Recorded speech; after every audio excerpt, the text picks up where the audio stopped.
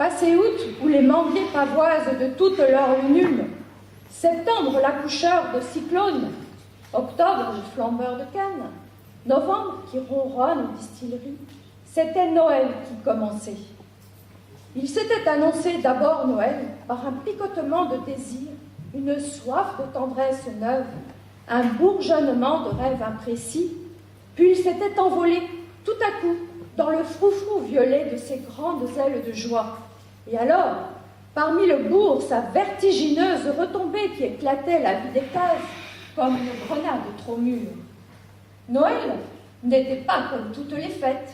Il n'aimait pas courir les rues, à danser sur les places publiques, à s'installer sur les chevaux de bois, à profiter de la cohue pour passer les femmes, à lancer des feux d'artifice au front des tamariniers.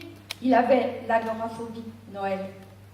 Ce qu'il lui fallait, c'était toute une journée d'affairement, d'après, de cuisinage, de nettoyage, d'inquiétude, de peur que ça ne suffise pas, de peur que ça ne manque, de peur qu'on ne s'embête.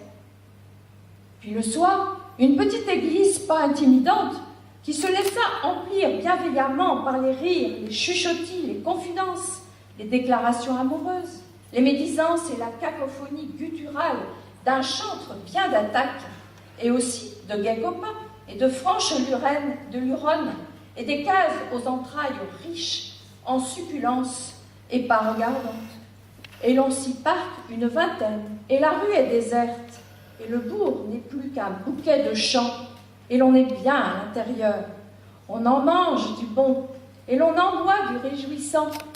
Il y a du boudin, celui étroit de 2 doigts qui s'enroule en volubile, celui large et trapu, le bénin à goût de serpolet, le violent à incandescence pimentée, et du café brûlant, et de l'anis sucré, et du punch au lait, et le soleil liquide des rhums, et toutes sortes de bonnes choses qui vous imposent autoritairement les muqueuses, ou vous les distillent en ravissement, ou vous les tissent de fragrance.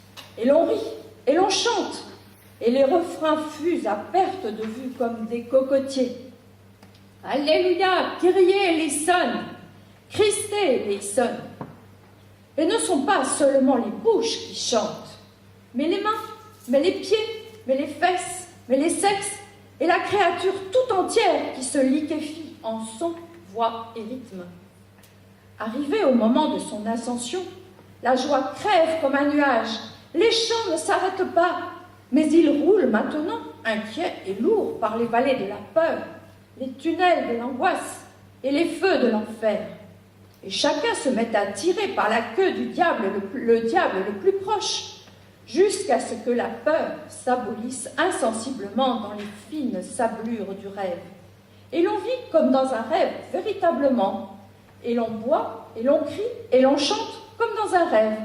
Et l'on somnole aussi comme dans un rêve, avec des paupières en pétales de rose. Et le jour vient velouté comme un sapotille, et l'odeur de purin des cacailloyers et les dindons qui égrènent leurs pustules rouges au soleil, et l'obsession des cloches et la pluie, les cloches, la pluie qui teinte, teinte, teinte.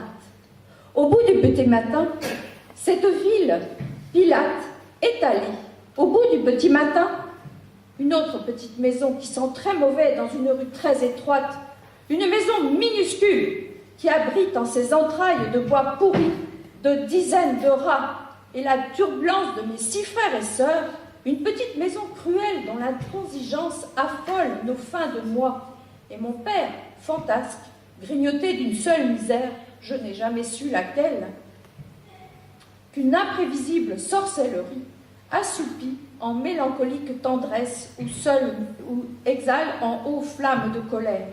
Et ma mère, dont les jambes, pour notre faim inlassable, pédalent, pédalent, de jour, de nuit. Je suis même réveillée la nuit par ces jambes inlassables qui pédalent la nuit et la morsure âpre dans sa chair molle de la nuit d'une sagère. Et ma mère pédale, pédale pour notre faim et de jour et de nuit. Au bout du petit matin, au-delà de mon père, de ma mère, la case gerçant en boule comme un péché tourmenté de la cloque, et le toit aminci, rapiécé de morceaux de bidons de pétrole, et ça fait des marais de rouillure dans la pâte grise sordide, empuantie de la paille. Et quand le vent siffle, ces disparates font bizarre le bruit, comme un crépitement de friture d'abord, puis comme un tison que l'on plonge dans l'eau avec la fumée des brandilles qui s'envolent. Et le lit de planche d'où s'est levée ma face, tout entière m'arrasse de ce lit de planche, avec ses pattes de caisse de kérosine, comme s'il avait l'éléphantiasis le lit, et sa peau de cabri, et ses feuilles de banane séchées, et ses haillons, une nostalgie de matelas, le lit de ma grand-mère. Au-dessus du lit, dans un pot plein d'huile, un lumignon, dont la flamme danse comme un gros ravet. Sur le pot, en lettres d'or, merci.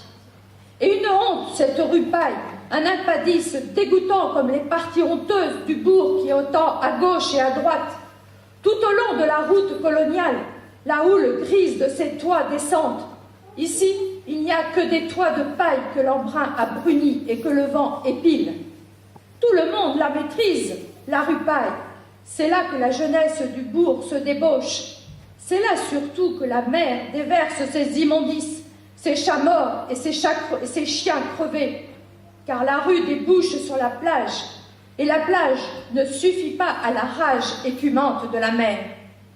Une détresse, cette plage, elle aussi, avec son tas d'ordures, pourrissant, ses croupes furtives qui se soulagent, et le sable est noir, funèbre. On n'a jamais vu un sable si noir. Et l'écume glisse dessus en clapissant.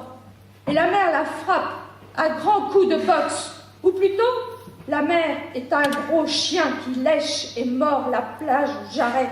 Et à force de la mordre, elle finira par la dévorer, bien sûr, la plage et la rue paille avec. Au bout du petit matin, le vent de jadis qui s'élève des fidélités trahies, du devoir incertain qui se dérobe, et cet autre petit matin d'Europe.